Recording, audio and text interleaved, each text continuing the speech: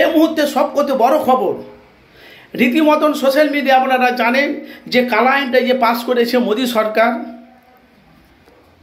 বাইরে শ্রমিকদের উপর অত্যাচার করছে, বাঙালি যারা বাইরে কাজ করছে, ওবিসিতে যেটা নিয়ে এখন বাংলা যেটা এখন মানুষের ঘুম হারাম করে দিয়েছে।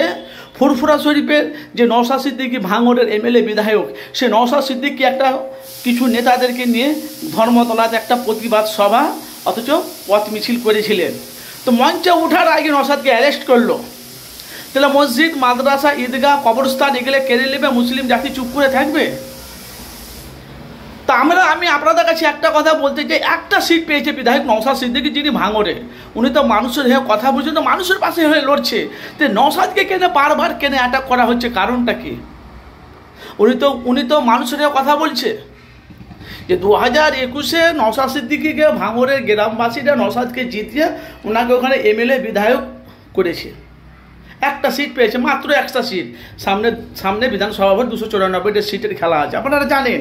সেইখানে কিন্তু কিছু বিরোধী দল নওশাদকে হারানোর চক্রান্ত চলছে বাংলা, সেটা আমরা সোশ্যাল মিডিয়া দেখতে পাচ্ছি।